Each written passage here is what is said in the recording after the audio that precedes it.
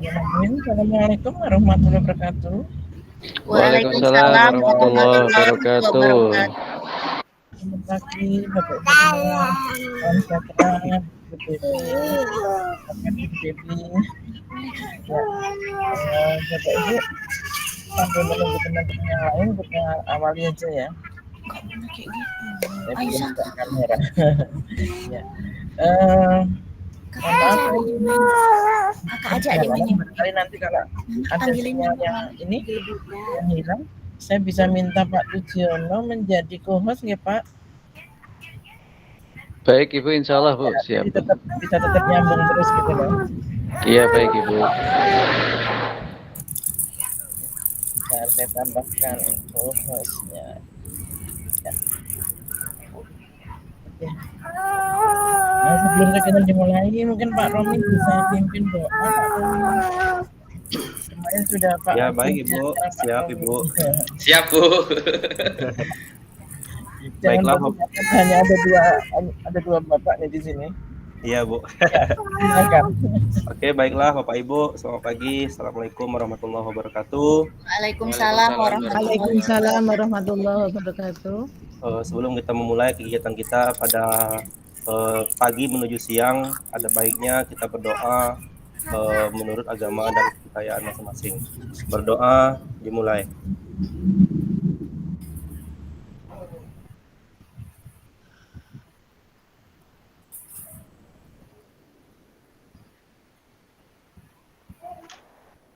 Berdoa selesai. Semoga dengan kita berdoa, apa yang kita pelajari hari ini bermanfaat buat kita semua. Amin ya rabbal alamin. Amin. Ya, ini udah nambah nih. Selamat datang Bu Fevi. Bu Fevi pertama kali hadir nih tadi di sini. Sambil ngomong ya Bu ya. Sambil ngomong Ibu. Iya. Pak Tujiono, kemudian Pak Romi, Bu Nardiatul, Bu Rasniarti, Bu Devi meskipun di perjalanan di mobil Bu Devi. Bu Mirna, selamat datang Bu Mirna. Alhamdulillah bisa gabung. Ya, masih di mute mungkin Bu. Pak Agus ya. Siap Bu. Baik Bu, selamat berjumpa Ibu. Bu Mirna. Ini minggu-minggu ya. Nggak apa-apa, nanti berikutnya kan juga nggak minggu. Terus Erli, selamat datang. Ya, baik. Saya akan ini Bapak Ibu akan menampilkan apa yang jadi agenda kita ya.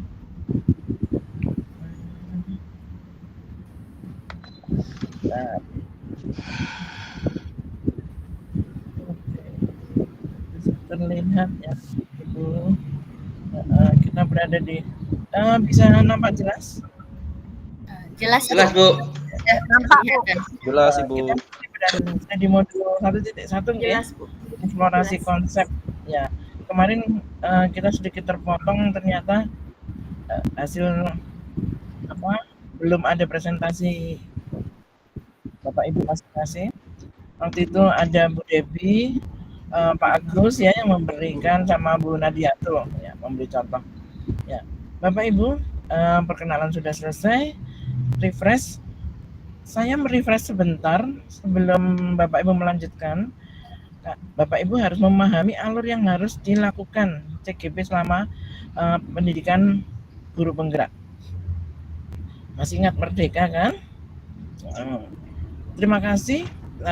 Saya sudah lihat mulai dari diri sudah semuanya mengerjakan, alhamdulillah ya. Kemudian berikutnya eksplorasi konsep, kita berada di sini saat ini. Terus nanti malam ada ruang kolaborasi 1 dan besok dilanjutkan besok siang ya. Nah, itu ruang kolaborasi 2, sesi 2. Setelah itu demonstrasi kontekstual, kemudian kita sudah sampai D. Elaborasi nanti ketemu sama instruktur. Setelah ketemu instruktur, Bapak Ibu diharapkan menyusun koneksi antar materi. Terakhirnya melakukan aksi nyata. Nah, ada apa di masing-masing? Mulai dari diri. Kemarin Bapak Ibu sudah membuat tulisan reflektif. Hanya di sini sebenarnya hanya diminta begini Bapak Ibu, reflektif kritis dengan jumlah minimum 300 kata dan maksimum 500 Bapak Ibu. Makanya saya lihat Bapak Ibu tuh ribuan itu. Ya, baca dari atas sampai ke bawah gitu. Ya, nggak usah panjang-panjang, tapi itu hasil pemikiran Bapak Ibu sendiri. Ada sih yang pendek, misalnya ada Pak Romi, itu pendek-pendek gitu ya. Kemudian siapa lagi ya? Apa Bu Nadia? Nah, itu cukup. Punya saya pendek Bu, karena itu sudah rangkuman pemikiran saya. Ya bagus, enggak. Itu yang diharapkan memang ya. Jadi Bapak Ibu untuk mulai dari diri nggak usah panjang-panjang, tetapi itu hasil pemikiran Bapak Ibu. Oke, selanjutnya Bapak Ibu di eksplorasi konsep, sebenarnya Bapak Ibu punya tugas itu membuat rekaman audio berdurasi 1 hingga 2 menit. Tapi nggak usah bikin masing-masing, langsung jadi satu aja, yaitu presentasi hari ini ya. Itu eksplorasi konsep. Setelah eksplorasi konsep, kita udah ngikutin diskusi. Bapak Ibu nanti ruang kolaborasi sesi 1 ya, itu diskusi dalam kelompok masing-masing. Jadi nanti kita akan bagi kelompok nanti sore ya, diskusi dalam kelompok masing-masing, kemudian menjawab ada beberapa pertanyaan pemantik seperti itu. Ruang kolaborasi 2, tadi di ruang kolaborasi 1 kan Bapak Ibu kerja dalam kelompok di bor masing-masing. Karena 12 maka bornya ada 3 ya. Tidak berbatas jenjang, sekali lagi semuanya diaduk jadi satu. Di ruang kolaborasi 2 itu presentasi hasil diskusi. Jadi besok setelah itu Bapak Ibu membuat karya. Kalau di Dekon tidak hanya tulisan, silakan kalau mau bikin karikatur, mau bikin infografis itu dipersilakan. Ya. Paling enak itu sebenarnya membuat video pendek, cepat, gampang gitu ya. Nah, silakan. Selanjutnya di elaborasi Bapak Ibu harus hadir penuh. Jadi hadir penuh itu maksudnya kalau elaborasi itu 90 menit maka Bapak Ibu hadir sebelumnya ya. Mudah-mudahan CGV saya tidak ada yang terlambat karena itu durasi waktunya diperhitungkan benar-benar. Bapak Ibu harapannya mengikuti sampai tuntas. Nanti kalau ada sesi silakan membuat pertanyaan, kirimkan saja pertanyaan ya. Karena itu menjadi penilaian juga. Lanjut. Aksi nyata Bapak Ibu menulis jurnal refleksi terkait penerapannya. Sekali lagi penerapannya ya. Jadi nggak kesana kemari semau-maunya. Nah. Oke, itu yang saya mengingatkan di alur merdeka, gambarannya begitu. Nah, sebelum diskusi nanti Bapak Ibu kan ada presentasi nih. Di sini ada kesepakatan semua orang memiliki kesempatan untuk berpendapat. Jadi kalau nanti misalnya ada Bu Emi presentasi, mungkin Bu Debi mau tanya silahkan, Bu Irma mau tanya silahkan. Karena di sini kesepakatannya semua orang memiliki kesempatan untuk berpendapat ya. Terus diteruskan di sini lagi, jika ada yang presentasi maka yang lain mendengarkan. Terus kalau Bapak Ibu mau bertanya silakan raise hand ya. Setelah dipersilakan baru menyampaikan. Jadi tidak ada saling silang pembicaraan. Harapannya berpartisipasi penuh secara aktif. Bapak Ibu mengikuti kelas dengan full mind, terus berpikiran terbuka, saling menghormati ya satu sama lain. Nah, kesepakatan kelas ini mungkin ada yang mau menambahkan Bapak Ibu? Maka cukup ini? Bagaimana, cukup? Cukup ya. Nah, sudah cukup. Tadi kita sudah pembukaan, kita sudah pernah perkenalan. Refleksi kritis sudah kita lakukan. Baik. Mind map kemarin sudah ya. Nah, sekarang saatnya Bapak Ibu presentasi hasil refleksi. Jadi nanti setiap orang harus pernah merefleksi milik temannya. Setiap orang pernah melakukan merefleksi karya temannya, ya. Itu harapannya. Oke, ada pertanyaan Bapak Ibu? Kalau Tinggal 50 sesi perkenalan itu mulai dari 10.000 awal. Sekarang dari belakang ya. Yang paling belakang ini huruf apa ini?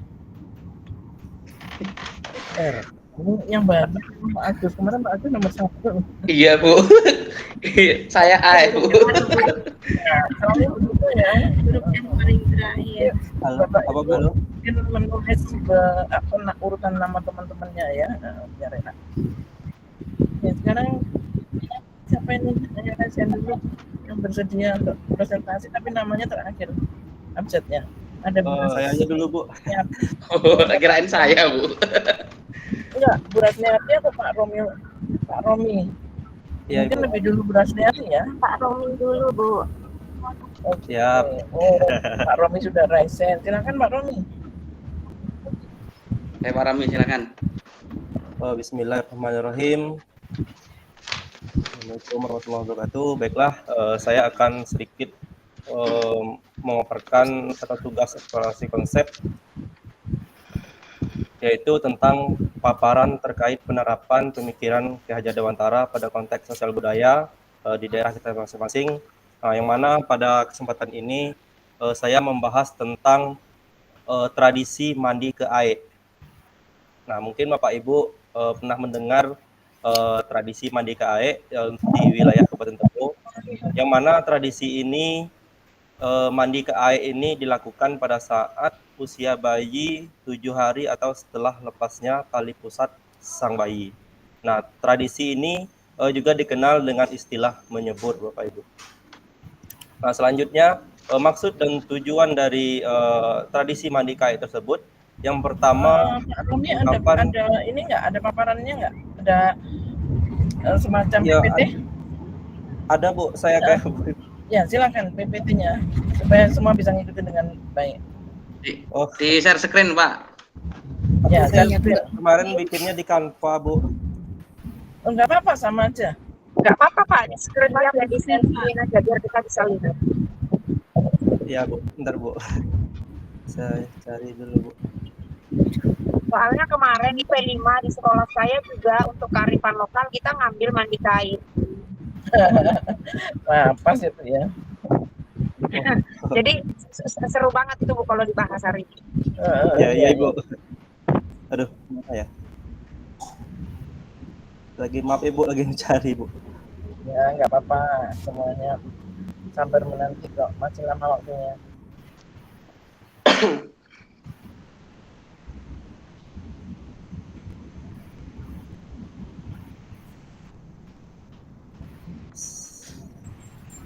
Bapak Ibu mohon maaf karena saya di perjalanan saya off kamera ya.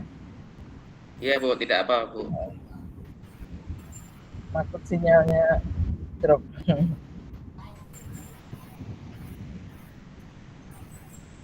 Wika, selamat datang Wika. Ini Bu, mungkin bisa jelas mungkin.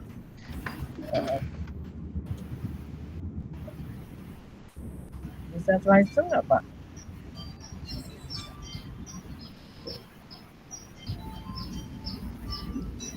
Maaf Bu, kayaknya belum muncul. Sudah muncul Pak, tapi kecil. Belum di-download ya? Iya Bu. Diklik bagikan itu, Pak. Oh iya, Udah, iya, iya. Download kemudian di Download ke PDF. Oh, ada tadi sudah saya ini kan, sudah saya download. Saya hentikan dulu ya Bapak Ibu, bentar. Mohon maaf. Iya, Pak. Oke, Bapak Ibu yang lain mungkin dipersiapkan ya. Jadi udah dibuka lebih dahulu gitu, nanti tinggal ketika presentasi langsung on.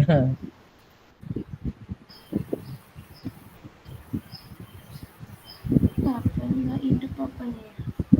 Share screen.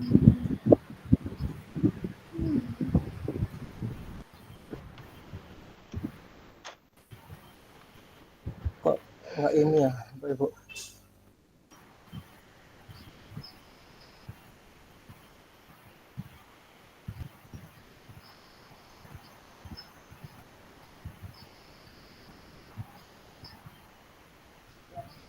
Mau Pak Ibu ini? Saya belum ini. Sudah bagus Pak Romi? Ya, tapi belum ini Bu, belum bisa saya slide selanjutnya gitu Bu. Oh gitu, oke. Ya mungkin ini Bu yang saya maksud tadi. Satu-satu nggak apa-apa Ya, Pak mohon Romi. maaf ya Bu, ini mungkin ya masih belajar juga Bu. Betul. Baiklah Bapak Ibu, ini tadi yang saya sampaikan tradisi mandi ke air tadi, yang mana tadi sudah disampaikan, saya sudah sampaikan juga tadi, tradisi mandi ke air tersebut dilakukan pada saat usia bayi pada 7 hari dan setelah lepas tali pusat sang bayi. Tradisi ini juga disebut sebagai istilah nyebur. Nah, jadi maksud dan tujuannya di sini, yang pertama itu ada ungkapan rasa syukur kepada Tuhan Yang Maha Esa karena telah diberi keturunan. Nah, itu yang pertama. Jadi yang namanya kita diberi rezeki ya tetap kita harus bersyukur Bapak Ibu ya. Baik itu dalam jenis materi dan sebagainya. Yang kedua, itu ada untuk memberitahukan kepada orang banyak. Nah, jadi informasi memberitahukan ini adalah hal yang juga sangat penting, baik itu kabarnya berjenis berduka ataupun kabar yang membahagiakan. Nah, selanjutnya untuk mengenalkan si bayi kepada alam dan lingkungan, terutama sungai yang selama ini sebagai salah satu sumber kehidupan. Selanjutnya, setelah bayi dimandikan ke air ini, maka orang tua si bayi sudah boleh keluar rumah. Dan ungkapan terima kasih dari orang tua si bayi kepada dukun beranak yang telah mengurusi ibu si bayi mulai dari proses kehamilan hingga proses kelahiran. Nah, maksudnya serah terima dan timbang bayi antara dukun beranak kepada orang tua si bayi.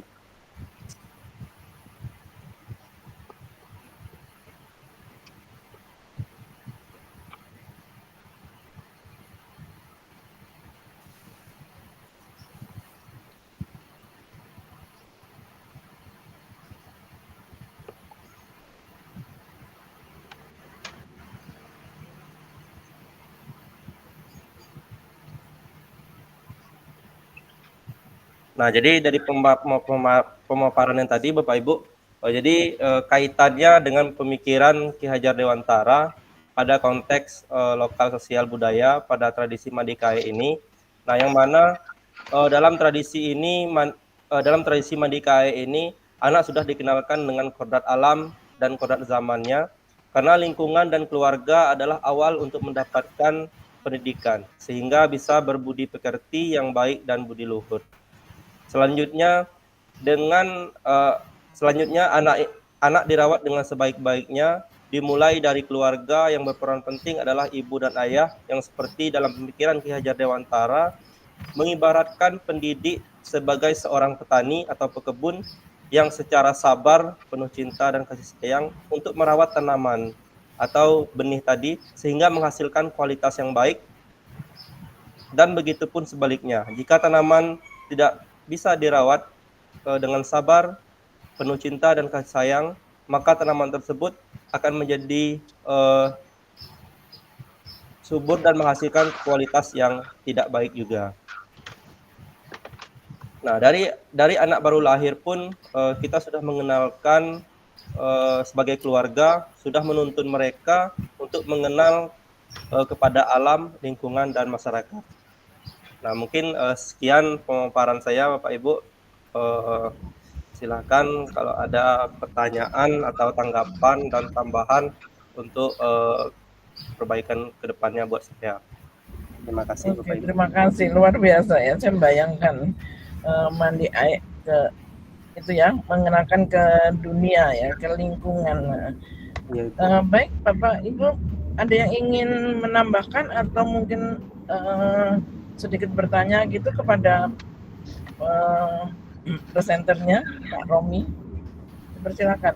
Sekali lagi saya ingatkan ya Bapak Ibu, semua CGP itu punya kewajiban presentasi. Semua CGP minimal 1 kali itu pernah memberikan respon kepada temannya yang lain waktu presentasi. Persilakan. Bu Irma, ayo silakan Bu. Yang kayaknya yang duluan tadi. Ya, makasih Pak waktunya. Mandika ini sejak usia berapa bayi dilahirkan itu Pak? Kalau untuk terima kasih Bu Irma. Tadi sudah saya sampaikan secara garis besar. Jadi bayi yang sudah berusia 7 hari. Nah, bayi yang sudah berusia 7 hari itu bisa dilakukan tradisi mandi ke air. Mungkin ada sih beberapa orang tua itu karena anaknya itu masih kecil, jadi mungkin lebih nunggu usia yang agak lebih menjadi 2 minggu atau 3 minggu seperti itu. Tapi kalau berdasarkan memang yang saya dapat informasinya itu 7 hari dari kelahirannya. Iya. Kalau ini Pak, kalau itu kan sebuah tradisi ya yang menjadi sudah dilakukan sejak lama, mungkin sejak nenek kakek kita dulu gitu. Nah itu tapi sebelum ditradisikan itu gimana tuh Pak? Tapi kan ya emang tradisi mandi air itu apa memang sebelumnya belum dimandikan air atau kayak mana? Ya, terima kasih Ibu. Ya. Jadi yang menurut pendapat saya pada tradisi ini sebenarnya ketika bayi itu dilahirkan sama orang tuanya itu memang pertama tetap berlumuran dengan ya yang kita tahu banyaklah macam entah itu sejenis darah atau kotoran lah gitu ya bahasanya. Nah, tetapi setelah dibersihkan yang pertama itu, jadi kan kita menunggu usia bayi itu seperti 7 hari. Nah, dari 7 hari itu, jadi keluarga atau dukun yang membantunya itu menjalankan tradisi gitu Bu ya. Kalau yang dulu-dulu yang saya baca dari informasinya itu membawa anak tersebut ke sungai gitu, ke sungai. Nah, dengan mempersiapkan berbagai macam bunga-bungaannya atau yang lainnya gitu yang untuk menjalankan tradisi tersebut. Nah, tetapi pada perkembangan zaman saat ini saya sendiri melihat mandi ke air ini memang masih ada tetapi sedikit berkurang kalau menurut saya Bapak Ibu. Dikarenakan sekarang ini tidak ada lagi yang langsung ke sungai. Nah, karena apa? Karena kalau biasanya kalau di aliran Batanghari, ya sekarang ini sudah banyak kejadian yang kurang enak kita lihat dan kita dengar, seperti timbulnya buaya, entah ada yang lain gitu ya. Nah, jadi tradisi mandi air ini itu dilakukan di rumah saja, itu Pak Ibu. Terima kasih Pak. Mungkin seperti itu Bu Irma. Iya. Silakan Ibu Emi. Terima kasih Pak Agus, Pak Romi. Ketika mandi air ini Pak, yang terlibat di prosesi intinya itu siapa saja Pak? Ya, terima kasih Ibu Emi. Nah, jadi pada tradisi mandi air ini yang pertama itu yang terlibat adalah dukun atau ya yang membantu Bu ya, yang membantu persalinannya biasa.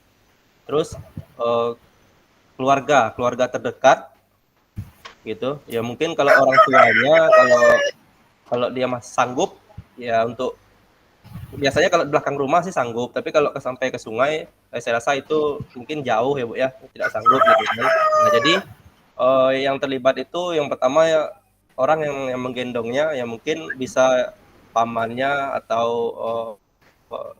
saudara ibunya atau saudara bapaknya ya perempuan. Nah, terus dukun yang membantu persalinannya seperti itu. Ada khususnya Pak, misalkan harus yang saudara laki-laki atau saudara perempuan, terus yang gendong itu harus laki-laki atau perempuan gitu? Kalau untuk yang menggendong itu tidak, kalau menurut saya informasinya Ibu itu tidak harus laki-laki, ya tidak harus perempuan, tidak khusus lah maksud, berarti boleh siapa saja. Tapi alangkah baiknya itu saudari lah gitu, saudari dari ibunya atau saudari dari bapaknya gitu. Mungkin seperti itu Bu. Terima kasih Pak Romi. Silahkan Pak Agus ya tadi ya. Sudah terjawab Pak tadi. Pertanyaan hampir sama dengan Bu Irma Pak. Oh ya, mungkin ada lagi Pak Agus yang lain pertanyaannya. Mana tahu saya bisa menjawab. Oke, kalau nggak ada lagi pertanyaan yang lain disimpan kalau Ada Bu, untuk- ada Bu, ini Bu Herli. Bu Herli. Oh, ada Bu Herli. Silakan, Bu Ya. Herli. Silakan Bu Herli.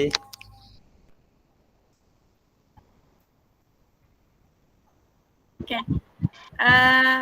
Dari tradisi Mandi Air ini, kalau kita kaitkan dengan pemikiran Ki Hajar Dewantara, nilai apa yang bisa kita ambil, Pak, supaya tradisi ini tuh bisa kita lestarikan ke generasi berikutnya? Itu saja, Pak. Terima Oke, kasih. baik, terima kasih ya Bu Herli. Dari pemaparan tadi, dari tradisi Mandi Air tadi, nilai-nilai yang pertama yang saya tangkap dari sana, yang pertama nilai moral dan perilaku ya dari kita sebagai orang tua kepada anak, dan kita mengenalkan anak kita tersebut kepada masyarakat, dan tradisi seperti itu saya rasa itu dengan kita memperkenalkan kepada masyarakat sehingga masyarakat tersebut bisa untuk membawanya atau menerapkannya di lingkungan sekitarnya gitu. Jadi kalau kembali kepada pemikiran Ki Hajar Dewantara, seperti saya singgung di presentasi saya tadi, itu orang tua adalah tempat utama dalam mendidik anak gitu, Ibu Herli. Jadi orang tua yang mengenalkan pertama gitu kepada lingkungan dan masyarakat di sekitar wilayah tersebut gitu, atau wilayah sekitar rumahnya. Mungkin seperti itu Ibu. Oke, terima kasih Pak. Ya Ibu. Menarik sekali ya filosofinya. Jadi begitu lahir di dunia itu dikenalkan dengan kondisi atau alam sekitar. Ya, artinya Ya, kita Ibu. harus peka pada lingkungan. Oke. Terima kasih Pak Romi, luar biasa. Baik, Kita Ibu. terus, Bapak Ibu. Nah, Bu Herli sudah beri aplaus. Bu Irma. Terima kasih. Oke. Selanjutnya siapa ya setelah Pak Romi nih? Bu ini sebentar. Boleh Herli, Bu? Silakan sekarang ini aja ya, nggak usah diurut ya. Kalau Bu Herli mau ini silakan, ayo. Silakan Bu Herli. Bentar, Bu, ya, saya share screen dulu. Ayo, untuk berikutnya sudah siap-siap siapa yang akan mempresentasikan balapan. Oh, Bu Rasniarti ya setelah ini. Oke. Baik, Bu.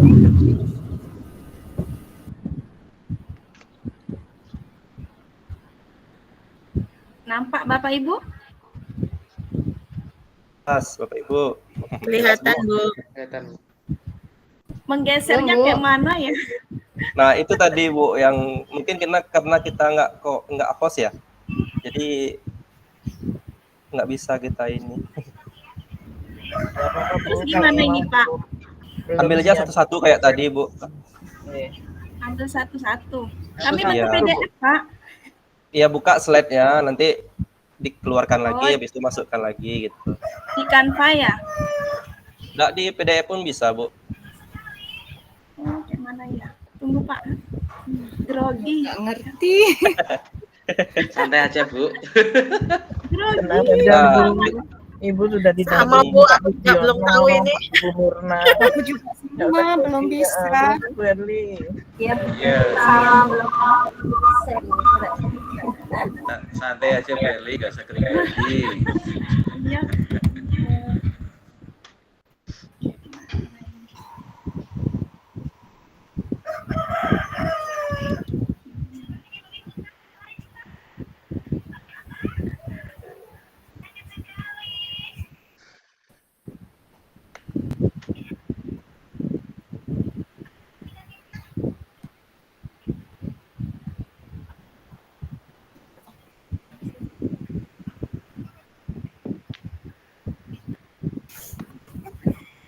Pak Romi boleh minta tolong untuk share screen kan? Saya kirim lewat WA ya Pak.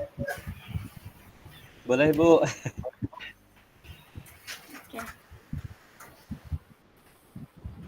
Alhamdulillah ya Bu, dapat saudara satu lagi ya. Iya Bu. Saudaranya Bu Herli yaitu Pak Romi. Bantu ya Pak Romi. Siap Ibu. Emang screen-nya ini di mana sih yang diklik nih Pak? Aku malah nggak. Yang ada tanda panah ke atas. Oh, Fashion Now nih. Iya. Ah iya. Bentar, masih proses. Mungkin karena kita bukan host Bu, jadi kita nggak bisa ini mungkin gitu. Tapi kalau kita host mungkin bisa langsung kita ini gitu. Enggak, Bisa Pak, Bu ini ya. semua open, Mungkin Pak. Pak Agus tahu caranya. Ya, Gak bisa. Ya nanti belajar sambil belajar ya Bu ya. nggak apa-apa sambil belajar. Ini kan baru Ya, belajar pertama kali bersama di bersama sini, kita. Pak. Iya, Iya. Saya belum ngerti nggak loh. apa-apa Bu Herli. Apalagi pakai Chromebook ini malah bingung saya, laptop saya nggak bisa digunain. Saya pakai Chromebook. Oh, pakai Iya, Chromebook jadi ya. bingung belum. Jadi belum malah. Bingung. Kalau Chromebook itu di drive aja simpannya Bu. Nanti bisa dibuka PDF ya. Iya.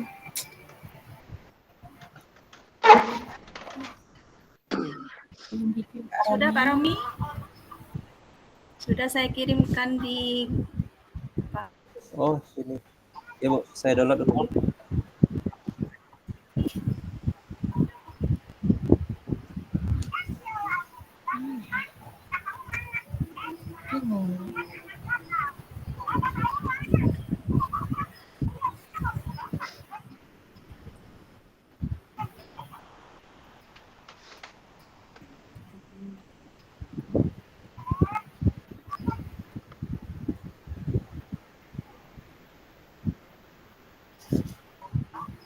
Coba ya Bu.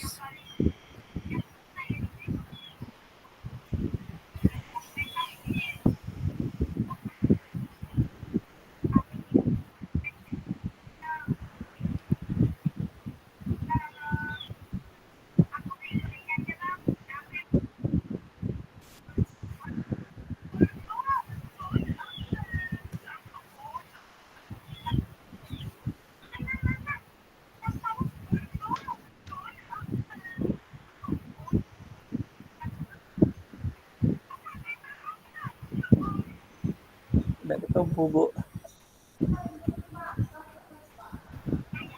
Seharusnya ketemu.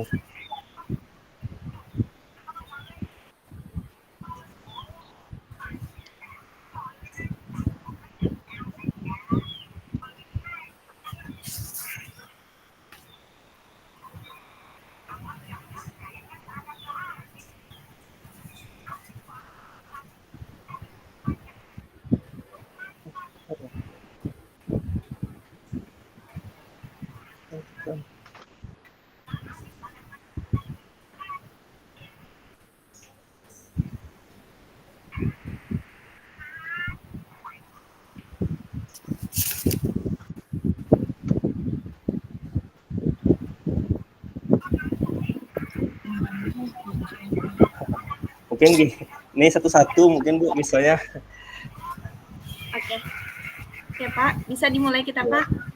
Ya nanti ada jeda-jedanya Bu ya. Ini judul dulu gitu. Assalamualaikum warahmatullahi wabarakatuh. Waalaikumsalam warahmatullahi wabarakatuh.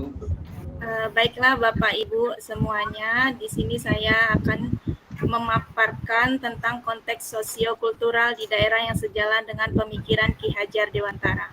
Lanjut Pak.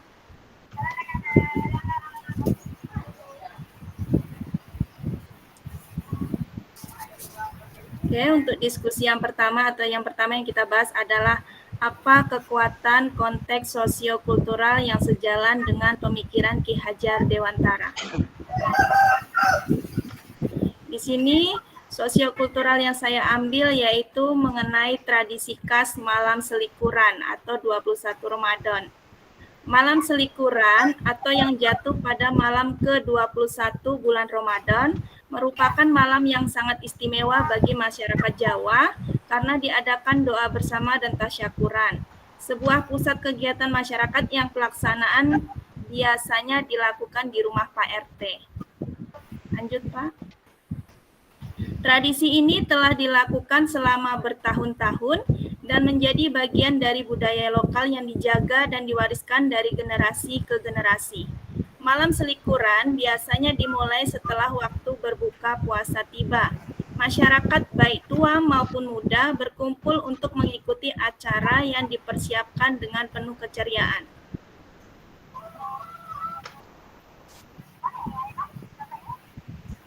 Tradisi selikuran ini tujuannya adalah meminta kepada Allah Subhanahu wa Ta'ala untuk meminta keselamatan di dunia dan akhirat, serta agar diberi keimanan yang kuat, dimudahkan rezekinya, dijauhkan dari bahaya dan kesusahan. Malam selikuran tidak hanya sekedar acara makan bersama, tetapi juga menjadi momen untuk mempererat tali persaudaraan, meningkatkan kebersamaan, dan merayakan nilai-nilai kebersamaan dalam melestarikan tradisi dan budaya lokal. Tata cara yang dilakukan hampir semua sama. Warga datang dengan membawa nasi beserta ayam ingkung yang dibungkus atau ditutup dengan daun pisang atau daun jati. Warga menyebutnya dengan masang.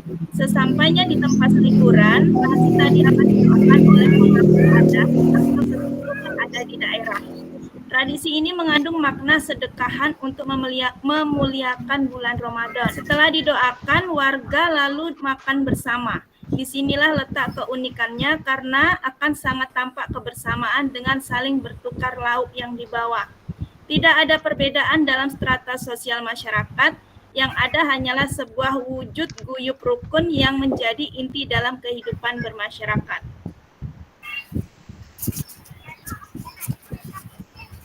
Apa kekuatan konteks sosiokultural yang sejalan dengan pemikiran KHD? Kekuatan sosiokultural menjadi proses menebalkan kekuatan kodrat anak yang masih samar-samar. Pendidikan bertujuan untuk menuntun, membantu anak-anak menebalkan garis samar-samar agar dapat memperbaiki laku menjadi manusia yang seutuhnya. Di dalam tradisi selikuran, tercermin sifat kekeluargaan, kebersamaan, kompak, dan kesederhanaan. Dari tradisi selikuran, kita dapat mengajarkan kepada anak didik kita tentang toleransi antar umat beragama, saling menghormati dan menghargai perbedaan.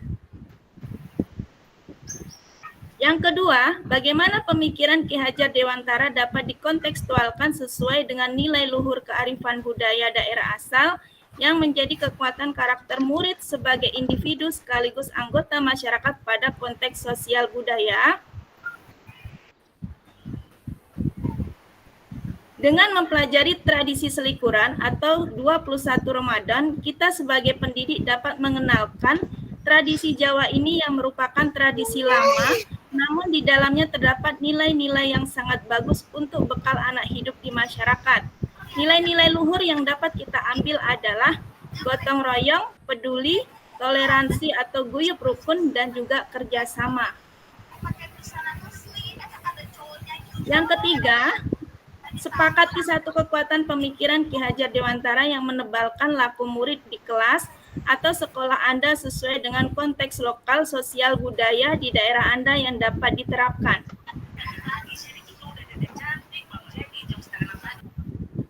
Saya setuju dengan pemikiran Ki Hajar Dewantara yang menebalkan laku murid sesuai dengan konteks lokal, sosial, budaya. Pendidikan bertujuan untuk menuntun, membantu anak dalam menebalkan garis samar-samar agar dapat memperbaiki laku untuk menjadi manusia seutuhnya.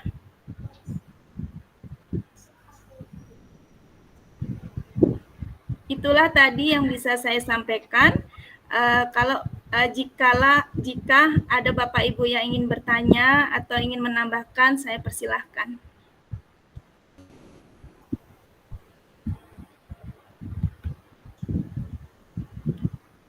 Ya, silakan dua penanya ya.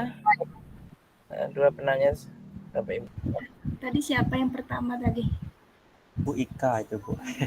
Saya, Bu. Ika. Silakan Bu Ika. Tadi rencananya saya mau maju tadi, Bu. Baik, Bu, terima kasih.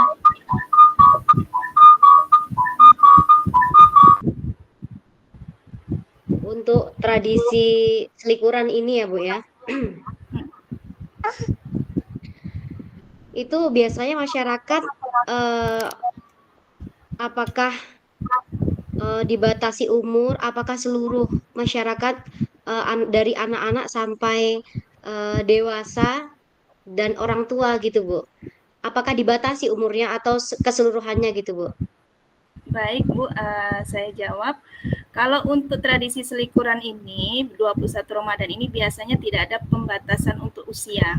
Jadi kalau di tempat kami itu, tradisi ini baik yang masih muda, ataupun yang sudah orang tua, ataupun juga anak-anak itu boleh ikut. Jadi dalam satu keluarga itu boleh misalnya ada 3 orang mau ikut, silahkan, tidak apa-apa. Karena kita kan niatnya untuk guyup rukun, untuk berbagi dan juga sedekah, seperti itu.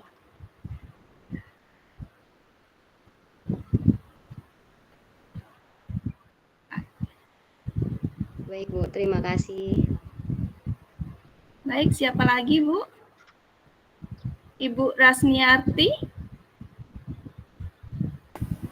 Baik, Ibu, terima kasih. Jadi, yang ingin saya tanyakan, sebentar, Bu, mengenai pemaparan Ibu tadi, apakah ada sebagian masyarakat atau maksudnya masyarakat yang merasa keberatan gitu dengan melakukan kegiatan tadi, karena di situ kan konsepnya memang harus membawa bekal untuk dimakan bersama gitu. Apakah itu tidak ada yang merasa keberatan atau memang semuanya sudah sepakat atau bagaimana gitu? Oke. Baik, Bu, saya jawab. Kalau untuk tradisi selikuran ini, alhamdulillah kalau di daerah kami itu tidak ada yang keberatan. Jikalau ada yang memang keberatan, itu tidak ikut juga tidak masalah. Jadi kami tidak ada memaksa untuk warga itu ikut. Cuman kalau di daerah kami alhamdulillah tidak ada pemaksaan, tapi semuanya ikut, Bu. Karena biasanya tradisi ini kan berbagi, Bu. Kalau namanya berbagi apalagi ayam dan lain sebagainya itu kan anak-anak senang seperti itu. Dia akan dilakukan setiap 1 tahun sekali. Jadi insya Allah nggak ada yang keberatan. Terima kasih, Bu. 2 saja, Ibu. Pertanyaannya, Ibu Endang. Berapa tadi? 2? Tambah, Bu. Boleh ditambah. Ada Saya lagi? mau bertanya, Bu, angkat tangan. Oke, Bu Debbie, silahkan. Oke, baik. Luar biasa tadi ya pemaparan Ibu tentang selikuran. Nah, saya mau menjadi pertanyaan, kira-kira bagaimana contoh penerapan kalau kita dihadapkan dengan peserta didik untuk menerapkan selikuran ini yang berhubungan dengan filosofi tadi Ki Hajar Dewantara begitu. Karena ini kan di masyarakat gitu ya. Terus kira-kira bagaimana contoh penerapannya kalau kita untuk anak didik gitu. Terima Oke, Bu. kasih. Saya jawab ya, Bu Debbie. Tadi kan di selikuran ini ada nilai-nilai luhur yang bisa kita ambil. Salah satunya adalah bisa budi pekerti, gotong royong, dan juga kerjasama. Jadi kalau kita terapkan di dalam sekolah atau kepada peserta didik, itu salah satunya kalau budi pekerti itu bisa kita ambil dengan 5S. Senyum, salam, sapa, sopan, santun. Jadi memang kalau saya contohkan saja di sekolah saya, Bu ya, tradisi senyum, sapa, salam, sopan, santun ini sudah kami terapkan. Apalagi kalau misalnya awal masuk sekolah, masuk gerbang itu guru-guru sudah ada di depan gerbang. Jadi kepala sekolah, guru, dan lain sebagainya itu anak-anak harus salam dulu dengan gurunya. Seperti itu. Itu penerapannya adalah dari segi nilai budi pekerti. Kalau untuk nilai gotong royong, alhamdulillah di sekolah saya itu sudah menerapkan yang namanya Rabu Bersih. Rabu Bersih itu dilakukan setiap 2 minggu sekali.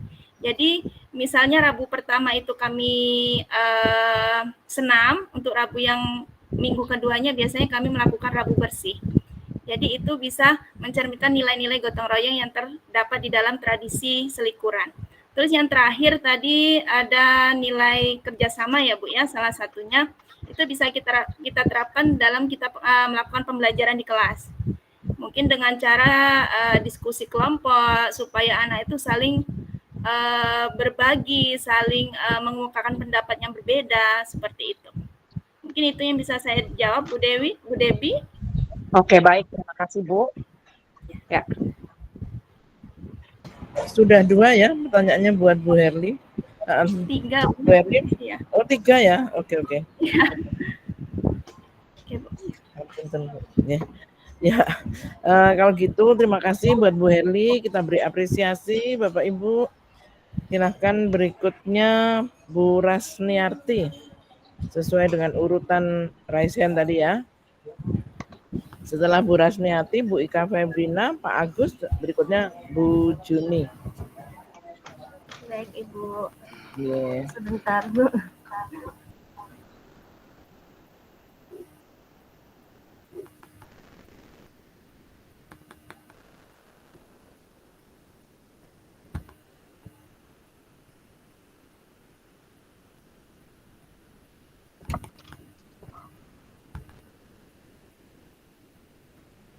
Apakah sudah muncul di layar Bapak Ibu semuanya? Sudah. Sudah muncul, Bu.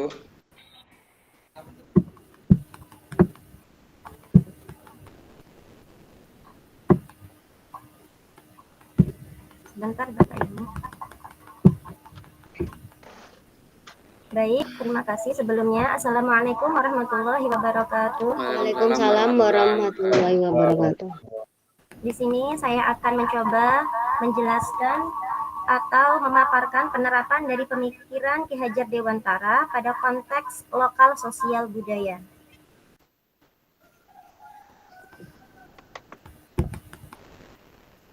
Kita ambil dulu dari semboyan Ki Hajar Dewantara yang dikenal dengan Ing Ngarso Sung Telada, Ing Madya Mangun Karso, Tutwuri Handayani, yang memiliki makna bahwa sebagai seorang pendidik, ketika di depan harus bisa menjadi panutan dan teladan.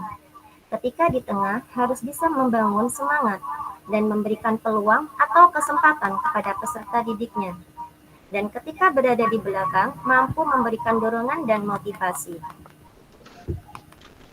Kemudian di sini, pendidikan harus mempertimbangkan 2 hal, yaitu kodrat alam dan kodrat zaman.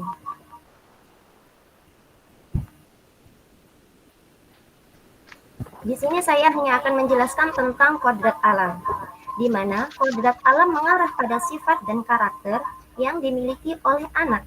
Pola pikir dan karakter anak sejalan dengan lingkungan di mana anak itu berada.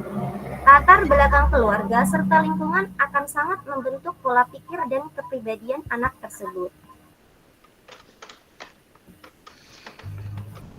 Adat istiadat serta kebiasaan yang terdapat pada suatu daerah juga akan berpengaruh pada perkembangan pola pikirnya. Ki Hajar Dewantara menekankan pentingnya mengakar pendidikan pada budaya lokal. Peserta didik harus memahami dan menghargai warisan budaya mereka sendiri. Ini dapat meningkatkan rasa identitas dan kebanggaan, serta memberikan pemahaman yang lebih baik tentang nilai-nilai lokal.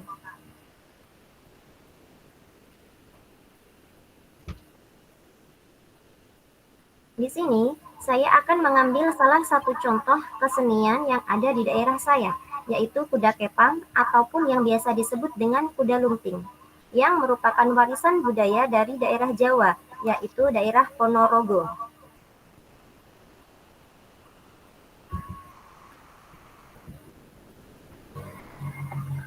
Kesenian ini memiliki keunikan dan daya tarik yang cukup besar bagi masyarakat, karena kesenian tersebut terjadi peristiwa yang tidak dapat dijelaskan dengan nalar manusia dalam setiap pementasannya. Kuda kepang merupakan kesenian tarian tradisional yang menggunakan properti anyaman bambu yang dibentuk menyerupai kuda dan diberi kelintingan. Dan dalam bahasa lain ada yang menyebutnya ebek ataupun jatilan.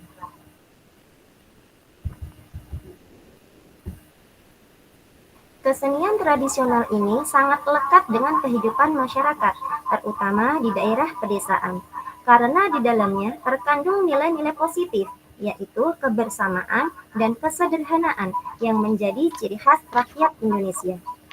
Selain itu, kesenian ini juga merupakan gambaran dari Sunan Kalijaga dan Raden Patah beserta para pasukannya dalam mengusir penjajah di Nusantara.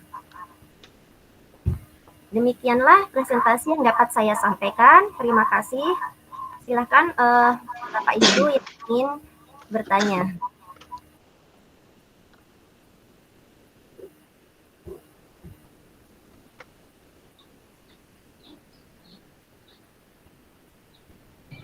Ada yang raise hand itu, Pak Agus. Oke, Assalamualaikum warahmatullahi wabarakatuh. Waalaikumsalam warahmatullahi wabarakatuh. Baik, Bu Rasniarti, sedikit bertanya, Bu. Ya, ini kan terkait budaya atau warisan luhur tentang kuda lumping atau eplek, Bu ya. Iya, Pak.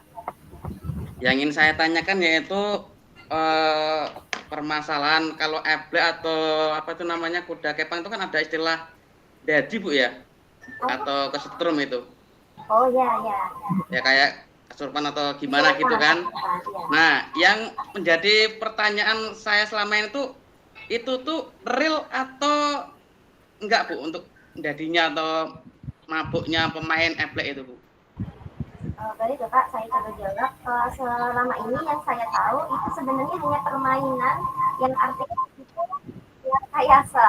Jadi sebenarnya tidak asli mereka, karena ya waktu itu pernah melihat memang mereka itu merekayasa kejadian tersebut supaya menarik perhatian masyarakat untuk mau menonton gitu maksudnya, Pak. Oke, terima Mungkin kasih. ada yang lain yang tahu kalau saya seperti itu, Pak. Oke, baik Bu Rasniarti. Ini kan tadi berarti itu hanya apa namanya?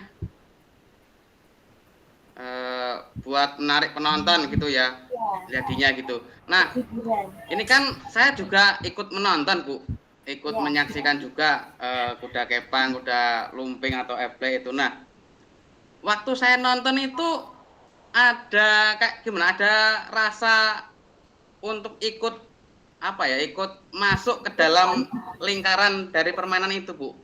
Ya seperti kayak kita kalau melihatnya tuh kayak ya terlalu kaku atau sepaneng itu kayaknya tuh kepala apa ya, kayak maju mundur gitu, Bu. Kepala terbalik ya, Pak ya. Iya. Jadi kayak agak gimana ya? Maksudnya ingin ikut juga Ya, ingin terjun ke dalamnya gitu loh, Bu. Iya, kesetrum itu Pak Agus. Nah, bisa jadi kesetrum. Memang sebenarnya itu ada yang menggunakan Nyebut Pak Agus. Ada awangnya memang sih sebenarnya, tapi kok ada yang bilang juga itu rekayasa. Jadi saya juga kurang begitu paham sih apakah memang itu real atau rekayasa gitu sebenarnya. Ya, soalnya kan kalau kuda kepang itu kan ada ritualnya Bu ya. Kalau nggak salah itu pakai apa ya? Kemenyan atau apa itu namanya Bu ya, Bu Nadia ya? Mungkin Bu Nadia lebih paham ini. Iya Pak, pakai kemenyan katanya. Kembang-kembang Pak. Nah, ya itu ada yang makan kembang, ada yang makan apa itu namanya pecahan botol itu kan. Oh, bisa jadi memang ada ritual permainan kesenian tradisional itu yang memang sengaja dibuat dengan bantuan atau pawang-pawang jin gitu. Iya, yang tak kasat mata gitu Bu ya. Real ya. Tapi yang saya tahu kalau di daerah saya itu kan memang anak-anak Pak yang sering memerankan, yang mementaskan maksudnya. Nah, di sini mereka itu memang direkayasa gitu. Kamu nanti suruh kesurupan seperti ini. Bahkan katanya, mitosnya kan ya, kalau nonton itu nggak boleh menggunakan pakaian warna merah. Soalnya nanti yang warna merah pasti akan dikejar gitu. Tapi itu ternyata hanya terima kasih Bu. Terima kasih Bu. Baik Pak. Ya, luar biasa ya ini. Kalau menarik nanti dilanjutkan di diskusi yang malam hari ya. Apakah mau diungkap lebih? Ini kan panjang ini. Iya. Terima kasih Bu Rasniarti ya, memicu teman-temannya untuk diskusi agak seru ini. Baik, Bu Rasniarti masih ada yang mau disampaikan lagi? Bu, sedikit Bu. Halo. Bertanya Bu sama ada berbagi waktu ya, silakan berikutnya. Ya, terima kasih Ibu. Tadi saya sangat menarik Ibu apa yang Ibu sampaikan. Ya memang saya ada beberapa kali untuk melihat secara langsung ya permainan kuda kepang yang mungkin itu berasal dari daerah Jawa yang memang kalau di dusun itu atau di daerah kami gitu Pak Ibu itu ya kadang ada, kadang tidak permainan seperti itu. Nah tadi saya juga menambahkan juga penyampaian dari Bu Rasni pada Pak Agus itu yang saya tahu juga untuk permainan kuda kepang tersebut ya yang pertama seperti tadi Bu Rasni bilang kesurupan itu seperti dibuat-buat, saya rasa itu tidak Ibu karena memang untuk permainan kuda kepang itu sendiri itu seperti ada yang apa namanya ada pawangnya tadi sampaikan juga tadi sama Ibu siapa tadi ada pawangnya bagaimana nanti bisa pawang tersebut bisa membatasi atau mengontrol nah permainan tersebut seperti apa ke depannya gitu takutnya nanti kalau tidak dikontrol sama pawangnya akan menyebar kepada masyarakat yang menonton di sekitar situ. Nah gitu. Nah jadi saya mau bertanya kepada Bu Rasni mengenai permainan tersebut. Hal penting apa Bu yang sesuai dengan pemikiran KHD itu yang ada pada permainan tersebut gitu Bu? Nah ya jadi di sini tadi saya sudah sempat jelaskan saya berapa tadi. Maksudnya pada permainannya gitu ya Bu ya? Iya. Ya, maksudnya di sini dari permainan tersebut itu kita bisa ambil nilai-nilai pertama kebersamaannya. Jadi di situ pasti kan setelah ada orang yang mementaskan, maka mereka akan berkumpul, kemudian akan terhibur. Dan di situ juga ada nilai kesederhanaan. Nilai positif yang bisa diambil ya kesederhanaan dan kebersamaan itu Pak, yang bisa kita terapkan kepada anak-anak. Baik, dan di sini juga merupakan gambaran dari kesenian ini tadi kan Sunan Kalijaga dan Raden Patah beserta pasukannya dalam mengusir penjajah. Jadi zaman dulu mungkin kan masih banyak yang pakai kuda seperti itu. Oke, baik Bu, terima kasih. Ya. Oke, sudah dijawab ya sama Bu Rasniarti ya. Jadi ada konsep kebersamaan yang dibungkus dalam kesederhanaan. Oke. Terima kasih Bu Rasniarti. Sama-sama Ibu. Ya, sudah memberi ini ya Bapak Ibu ya atensi ya pada beliau ya. Mau dikasih tepuk tangan, kasih hati, bunga ya. Terima kasih semuanya Bapak Ibu. Baik, saya akhiri. Wassalamualaikum warahmatullahi wabarakatuh. Waalaikumsalam warahmatullahi wabarakatuh. Selanjutnya Bu Ika. Ya, Bu.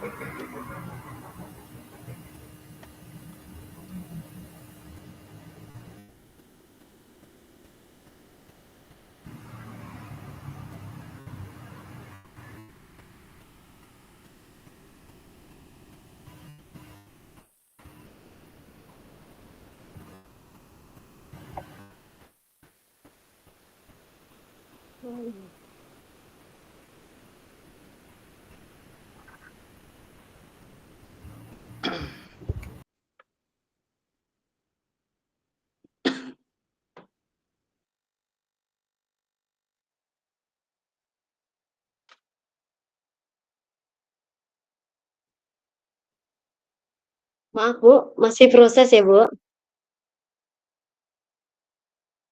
Ya, nggak apa-apa, Bu.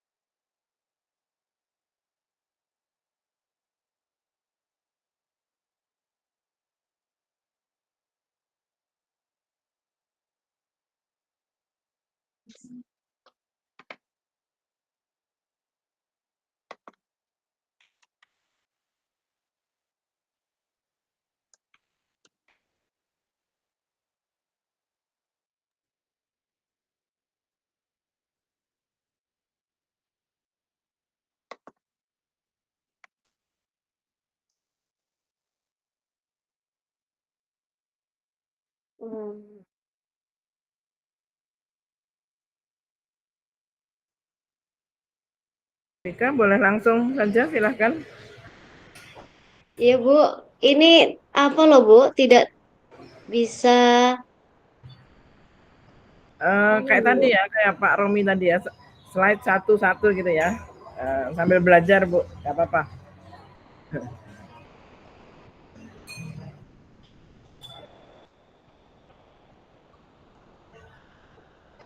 Satu-satu.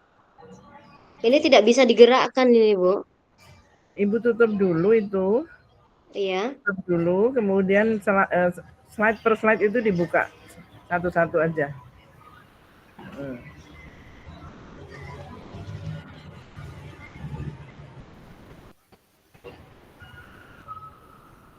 PDF-nya ada, Bu? Ada sih, Pak. Ini saya downloadnya pakai PPT, Pak. Oh. Gimana nih? Bapak Ibu yang lain, Biasanya sih Pak Agus, langsung Kirim Pak Agus mau dipersiapkan ya, Pak Agus ya, dicoba. Terus Bu Juni ya. Oh, habis Bu Ika saya, Bu ya. Iya, iya, betul. Oke, siap, Bu.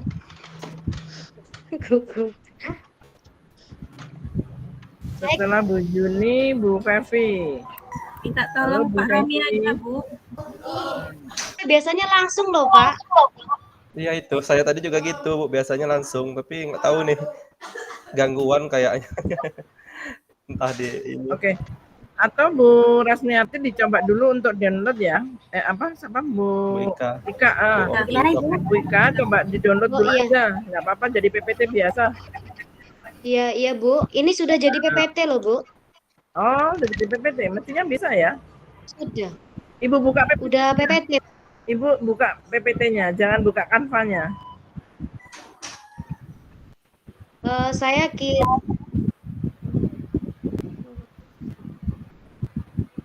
Sepertinya tadi sudah mulai terbuka, Bu. Sudah, Bu. Cuman itu tidak bisa bergerak, Ya. Bu, tidak bisa dioperasikan. Oke, karena masih dalam bentuk Canva, Bu, itu, Bu. Ya. Sudah PPT, Bu. Awalnya saya pakai PPT, terus saya nggak bisa gerak, langsung saya larikan ke Canva juga nggak bisa ini, Bu, nggak bisa dioperasikan. Oke. Sementara PPT-nya PDF, Bu. Coba saya kirim ke grup aja ya, Pak. Pak, minta tolong, Pak. Baik, Bu. Sebentar, kalau gitu dipersiapkan dulu ya. Langsung Pak Agus saja dulu sambil menanti. Silakan Pak Agus. Oke, siap Bu.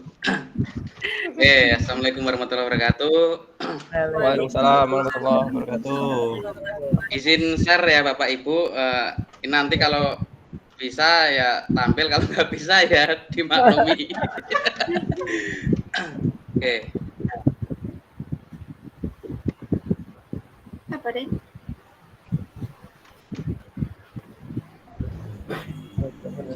Dari mana? Oke, kelihatan Bapak Ibu? Sudah. Nampak Pak, kelihatan. Oke, terima kasih.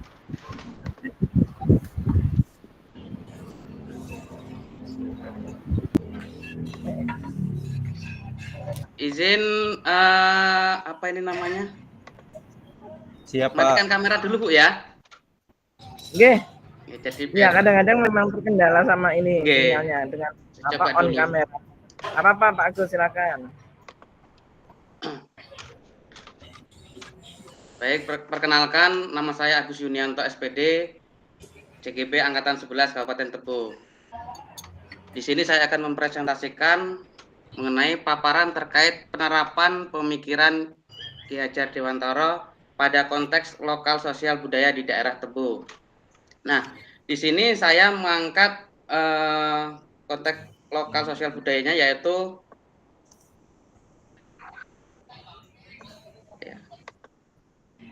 yasinan, Bapak Ibu. Di mana yasinan merupakan kultur yang sangat kuat di daerah Tebo yang dapat dijadikan sebagai pedoman hidup dan media mengajar dalam mengembangkan nilai-nilai Islam bagi kehidupan masyarakat. Jadi kita hidup di lingkungan masyarakat, ya pasti kita harus berbaur pada masyarakat. Ya kalau ada yasinan ya ikut yasinan untuk menjalin silaturahmi. Dengan adanya tradisi yasinan ini, masyarakat dapat menumbuhkan rasa persaudaraan dan menguatkan tali silaturahmi sesuai apa yang saya sampaikan tadi, di mana di lingkungan sekitarnya. Yasinan tidak hanya dilakukan oleh kaum laki-laki, namun juga perempuan. Nah, biasanya kalau di tempat kami, untuk kalau bahasa Jawanya, ngiras-ngirus Bapak Ibu, atau sekaligus atau sekalian masaknya. Jadi yang Kamis itu, Kamis siang ibu-ibu, malam Jumatnya Pak, jadi masaknya sekalian gitu. Jadi enggak bolak-balik gitu. Oke. Selanjutnya budaya yasinan untuk diterapkan di sekolah kami. Nah, di sini acara ini bertujuan untuk meningkatkan keimanan dan ketakwaan siswa. Nah, kalau penerapan di sekolah kami ini dilaksanakan pada hari Jumat, Bapak Ibu. Sekitar pukul 7.15 itu sudah dimulai. Jadi dalam arti siswa itu datang ke sekolah itu pukul 7. Nah, lewat pukul 7 istilahnya gerbang sudah dikunci. Jadi selama 15 menit itu persiapan untuk acara yasinan. Acara yasinan tersebut dilaksanakan di lapangan sekolah secara bersama-sama dengan guru, siswa, dan anggota rohis. Kegiatan yasinan dipimpin oleh anggota rohis dan seluruh peserta dengan khidmat membaca surat Yasin sebagai bentuk doa dan penghormatan kita kepada Allah Subhanahu wa taala. Selanjutnya, tidak hanya itu, para siswa juga disuguhkan dengan tausiah yang bermakna dari anggota rohis maupun dari guru agama yang bersangkutan, atau agama kalau kita ya agama Islam, kalau yang non itu ada tersendiri beribadah dengan guru yang sama-sama beragama non juga. Jadi saling menghargai dan toleransi. Jadi untuk tempatnya juga berbeda. Untuk selanjutnya yaitu di sini tausiah membahas tentang pentingnya kasih sayang sesama makhluk, menjaga lingkungan dan bermanfaat bagi orang lain. Tausiah ini memberikan pesan-pesan kebaikan yang relevan untuk diterapkan dalam kehidupan sehari-hari. Jadi di sini yasinan menjadi bagian dari budaya sekolah yang mengajarkan nilai-nilai keagamaan dan kebersamaan sesuai dengan apa yang dikatakan oleh Ki Hajar Dewantara. Mungkin hanya itu yang bisa saya sampaikan, Bapak Ibu. Sekian dan terima kasih. Terima kasih Pak Agus. Yang raisen mungkin belum pernah tanya ini Bu Fevi. Monggo Bapak Ibu yang mau bertanya silakan. Oke, yang raisen Bu Emi, silakan Bu Emi.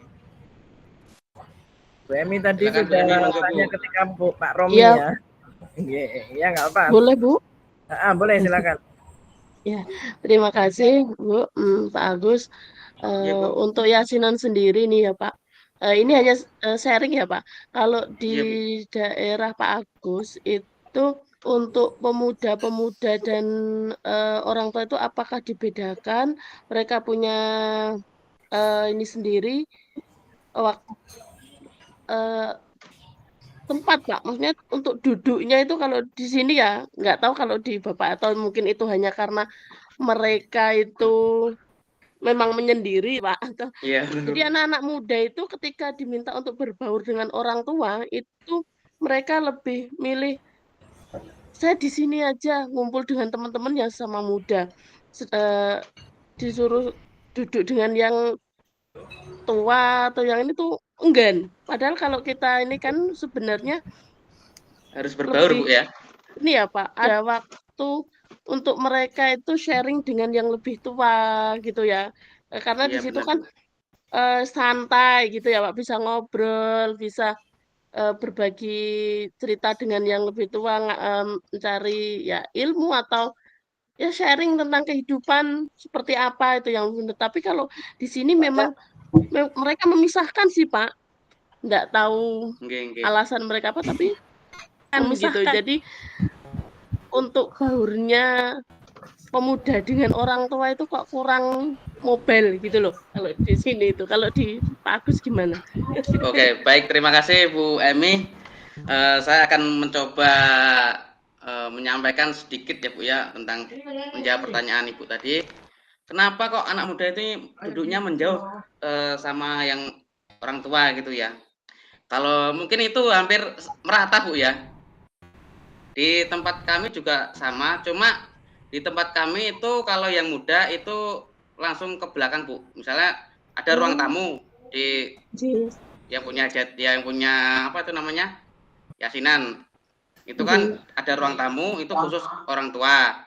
Terus yang di bagian ruang tengah itu khusus anak muda atau biasanya laden yang mengeluarkan apa itu namanya? Makanan, minuman itu untuk ke depan. Makanan, cemilan gitu ya Pak. Kalau di tempat kami kayak gitu Bu. Jadi mereka tuh ikut ya Pak untuk tuh kegiatannya tuh mengikuti ya kayak membacanya atau apa itu. Membacanya juga mengikuti Bu. Soalnya di situ kan kebetulan tempat kami itu kan dekat dengan pondok juga Bu. Jadi yang memimpin ya ustadz-ustadz yang dari pondok juga. Terus selain itu juga ustadznya itu juga mengajak anak-anak muridnya, anak didiknya untuk ikut yasinan juga. Jadi ya masa ya anak-anak pondok ikut, masa kamu yang muda nggak ikut, kan pasti ya ada tergugah hatinya gitu loh Bu, anak-anak muda itu kan. Mungkin hanya itu Bu yang bisa saya sampaikan. Kemudian ini Pak, ada apa susunan acaranya itu ada MC-nya, ada yang bagian apa gitu. Jadi anak muda itu bisa Oh iya iya. terlatih berbicara gitu. Kalau di Pak Agus ada seperti itu?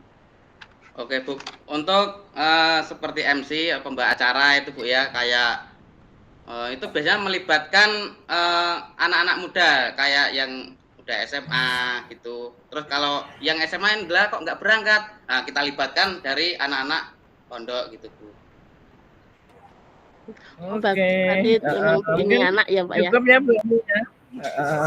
Keterlibatan sudah ada ya. Jadi di sini bisa kita ambil pelajarannya.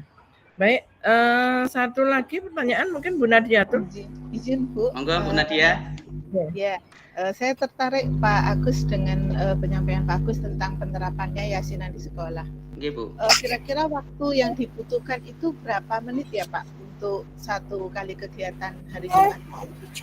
Karena murid di tempat Pak Agus itu kan ribuan ya. Kira-kira teknisnya gimana supaya kita bisa memastikan anak-anak itu bisa memang benar-benar membaca semua gitu, nggak banyak yang ngobrol gitu.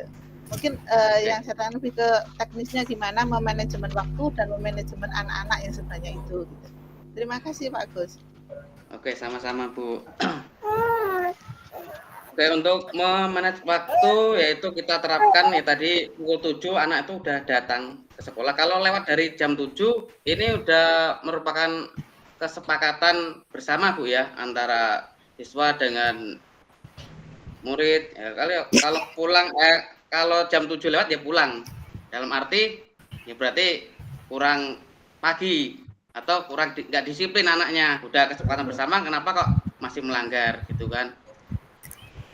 Terus untuk penerapan anak tuh baca yakin atau tidak itu ada yang mengontrol Bu. Dua, pertama di sini kan ada guru agama itu ada 3 Bu.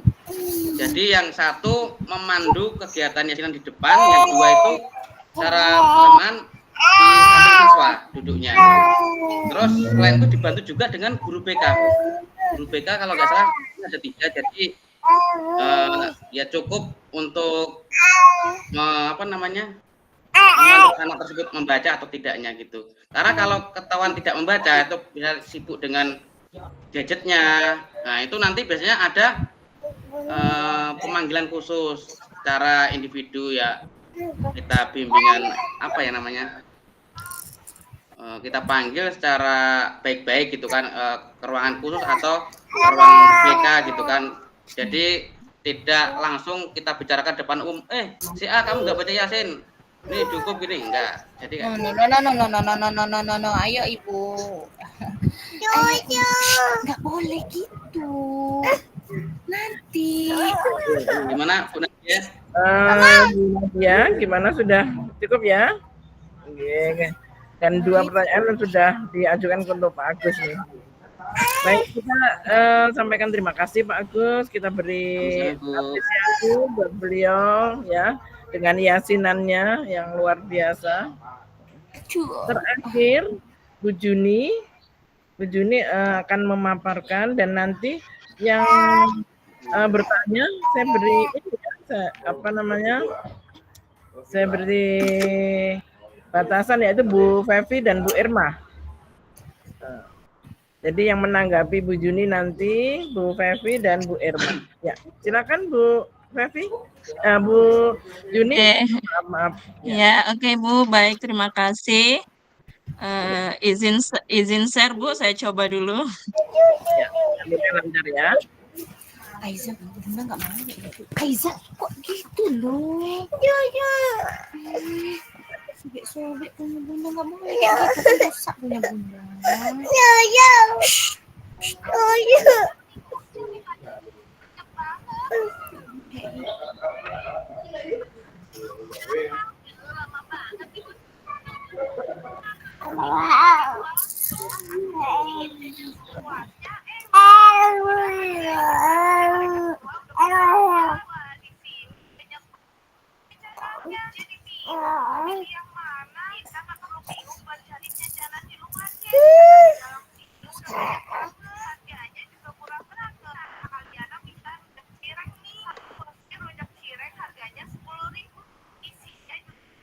Selanjutnya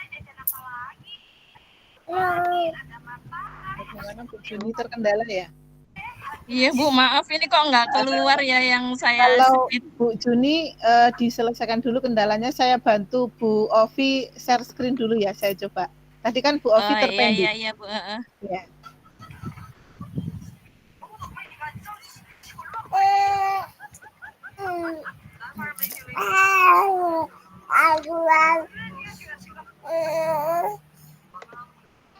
Bentar Bu.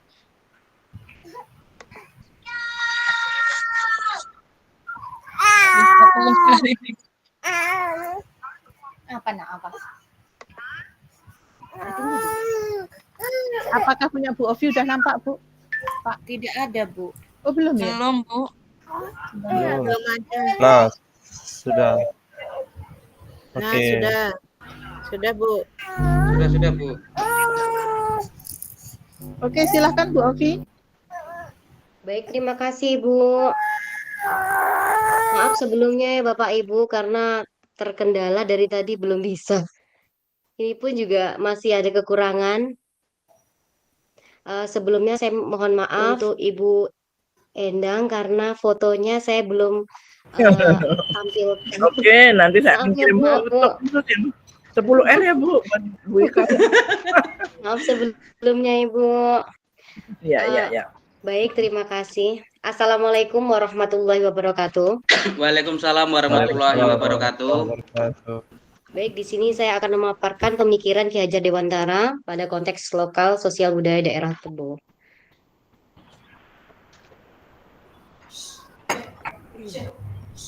Konteks sosial kultural di daerah kami yang sejalan dengan pemikiran Ki Hajar Dewantara yaitu pengajian Isra Miraj. Peringatan Hari Besar umat Islam yang masih dilaksanakan setiap tahunnya di daerah kami, yaitu mengadakan pengajian di masjid dan lomba-lomba yang ikut sertakan masyarakat sekitar. Manfaatnya yaitu meningkatkan keimanan, menjalin silaturahmi dengan masyarakat.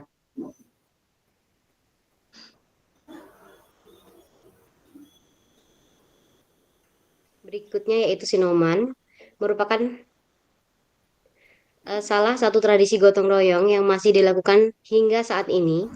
Kegiatan di mana masyarakat saling membantu ketika ada warga atau tetangga yang sedang menggelar hajatan seperti pernikahan, hari besar, acara keagamaan, dan bahkan upacara kematian.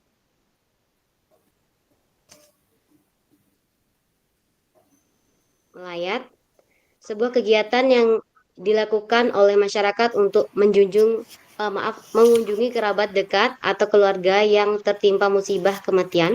Melayat merupakan tradisi yang masih sampai saat ini. Melayat membantu memperkuat kerukunan warga karena menunjukkan kepedulian dan empati antara dan masyarakat.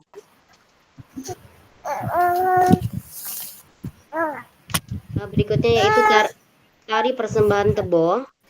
Tari persembahan Tebo merupakan tari penyambutan tamu sebagai simbol keramah-tamahan dan kesucian hati untuk menyambut kehadiran atau kedatangan tamu.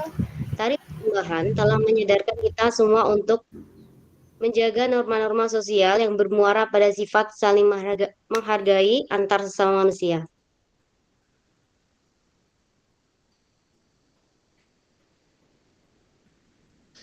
Tengkuluk, sebuah mahkota tradisional yang digunakan oleh masyarakat Jambi, mengandung makna dan filosofi, mencerminkan nilai-nilai adat dan kehidupan masyarakat Jambi, seperti burung enggang yang melambangkan kebebasan dan keanggunan, serta daun sirih yang melambangkan kehidupan yang harmonis dan sejahtera.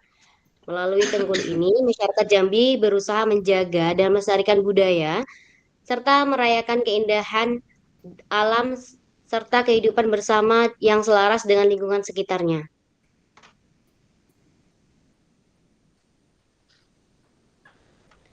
Bagaimana pemikiran Ki Hajar Dewantara dapat dikontekstualkan sesuai dengan nilai-nilai luhur, kearifan budaya daerah asal yang relevan menjadi penguatan karakter murid sebagai individu sekaligus sebagai anggota masyarakat. Sebagai konteks lokal sosial budaya daerah kami yaitu yang pertama beriman dan bertakwa yang kami terapkan di sekolah sholat berjamaah hari Senin sampai hari Kamis, mengaji itu biasanya kami laksanakan di hari Jumat dan memperingati hari besar agama seperti Isra Mi'raj. Berikutnya yaitu gotong royong yang biasa kami laksanakan ketika hari Sabtu atau goro. Selain itu juga piket kelas dan kerja kelompok.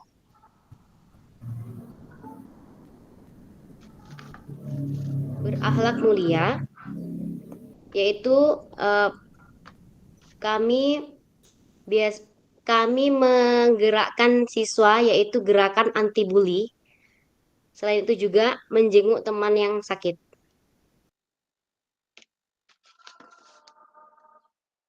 Kebinekaan global yaitu membuat batik tulis,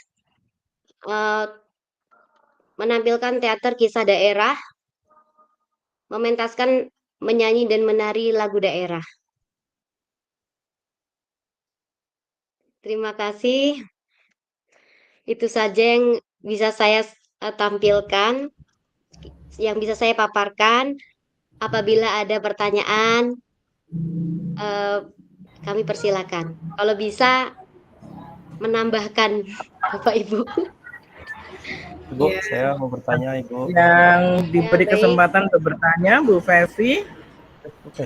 Bu Juni ya, Bu Juni mohon maaf karena ini nanti masih ada ketemuan malam hari Bapak Ibu untuk lebih memperdalam kegiatan ini. Bu Juni, Bu Fevi sama Bu Irma. Iya, Akan. Bu. Bu Debi mohon Bentar Bu, mohon izin ini sinyalnya nggak terkendala dari tadi terlempar terus Bu. Ya. Saya juga belum, Bu. Nggak apa-apa Bu, nanti malam itu masih lanjutannya ini ya. Jadi masih kita bisa. Bu Irma, silakan Bu Irma. Oh, iya. Ya, makasih Bu atas waktunya. Dari penjelasan saya kok merasa tertarik gitu mengenai Tengkuluk, Bu. Nah, Tengkuluk itu kan sepengetahuan ya, mungkin saya juga belum paham banget mengenai Tengkuluk. Itu ada makna itu Bu, ketika misalnya Tengkuluknya di sebelah kanan, itu maknanya gimana? Kemudian untuk Tengkuluk yang di sebelah kiri itu maknanya bagaimana? Itu saja Bu Ika. Baik Ibu. Baik, terima kasih Ibu. Saya juga masih tahap belajar ya Bu, karena saya juga di sini pendatang. Jadi saya mulai belajar mengikuti budaya yang saya terapkan di sekolah, yaitu mengenai budaya Jambi. Saya banyak belajar mengenai pakaian adat, terutama Tengkuluk. Tengkuluk itu kalau yang saya tahu, kalau kita memakai sebelah kanan itu artinya kita bagi wanita yang sudah menikah. Apabila sebelah kiri itu bagi wanita yang belum menikah. Dan apabila ada yang mau ditambahkan, silakan Bapak Ibu. Kalau jawaban saya masih ada yang perlu ditambahi atau disempurnakan. Bu Fevi mungkin? Bu Fevi masih sibuk ya? Silakan Bu Debi. Silakan Bu Debi. Tadi betul yang disampaikan oleh Bu Ika, kalau filosofi memakai Tengkuluk itu juga ini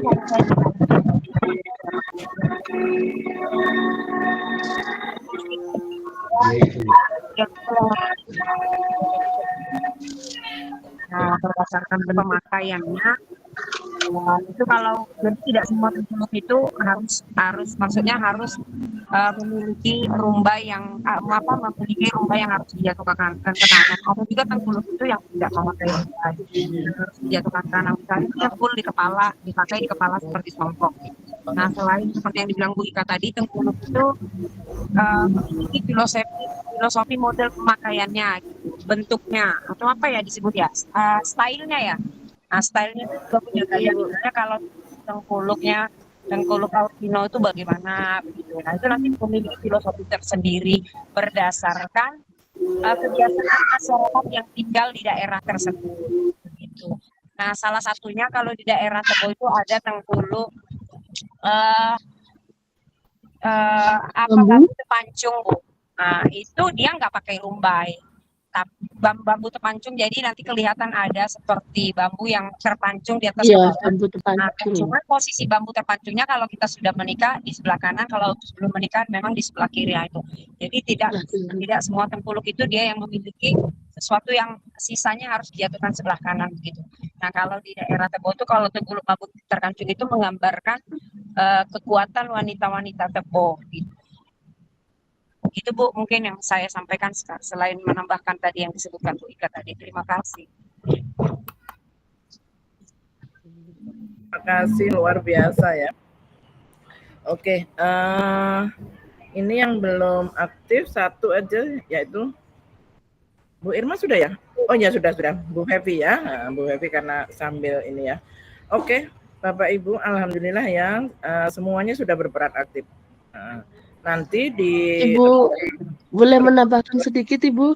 Oh boleh, silakan. Ya, untuk tekuluk itu Ya, ketika kita memakai tekuluk Bu, apapun itu bentuknya dan serumit apapun untuk mengkencangkannya kita nggak boleh pakai yang namanya jarum Bu. Biasanya kalau pernikahan itu kan pakai jilbab model apa-apa main jarum ya Bu. Tapi kalau untuk tekuluk ini memang cantik, bagus itu tanpa jarum sama sekali. Jadi memang kreativitas dan kekuatan ketika menyematkan di awal penguncian kainnya itu di situ yang uniknya Bu. Jadi tanpa jarum sama sekali. Bu Emi, saya merinding loh ini. Terima kasih ya Bu Emi, Bu Devi ya. Jadi begini, nanti kalau misalnya Tengkul ini mau diangkat nanti malam, berarti sudah lengkap sampai segambarnya, kemudian bagaimana ya, ada pamali apa gitu ya, nggak boleh ini, nggak boleh itu. Ya, jadi Bapak Ibu secara otomatis kita sebenarnya belajar budaya kita ya, ketika memahami Ki Hajar Dewantara itu meminta kita kodrat alam, kodrat zaman ya, karena itu melingkupi kita terus gitu. Oke, mungkin hari ini kita bisa sudahi, nanti dipikirkan kembali ya, tapi nanti dalam kelompok ya Bapak Ibu ya. Mana yang mau diangkat lebih baik Ibu, lebih spesifik ya, silakan ya. Sebentar, saya belum share screen sebentar.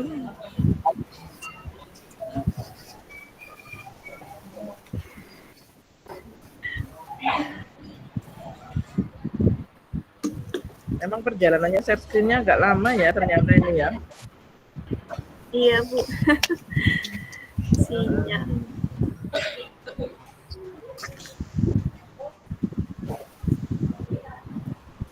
Oke. Ya. Dari presentasi tadi, presentasi refleksi kita sudah berdialog ya. Ada yang jadi presenter, jadi memaparkan, ada yang menanggapi ya. Luar biasa Bapak Ibu. Oke.